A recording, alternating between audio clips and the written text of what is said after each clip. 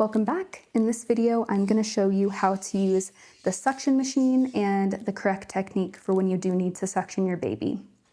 So something really important to keep in mind is that you should only suction if it's necessary. And by that, I mean if there's visible secretions that are blocking the baby's airway. So if you see some drool coming out of the baby's mouth, you don't need to suction them. You can just wipe that with some gauze or cotton. So only suction if it's medically necessary. So whenever you're using the suction, you always want to make sure that it turns on and is working. So you can hear it on. You have the tubing here. I'll place right here. And then you have the actual suction catheter that comes in different sizes.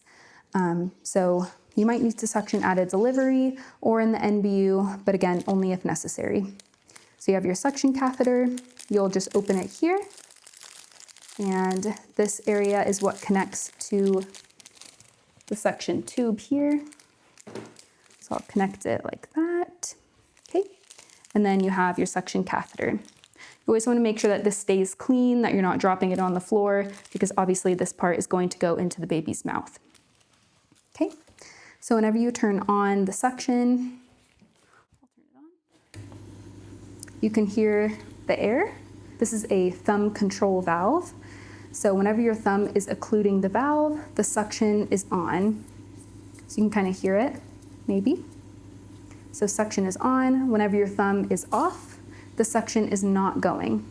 So anytime you're inserting the tube, you always want to make sure your thumb is not occluding the valve. You don't want the suction going while you're inserting the tube down, because that can cause a lot of trauma. So you insert the tube down, then you occlude and you pull out.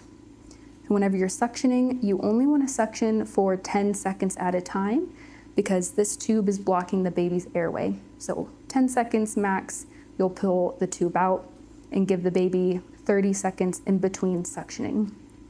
So again, your suction is here, you turn it on, you insert the tube down, leaving this thumb valve open, and then whenever you're going to pull out, you occlude the valve, pull the tube out for 10 seconds max, and then you'll give the baby a break for 30 seconds.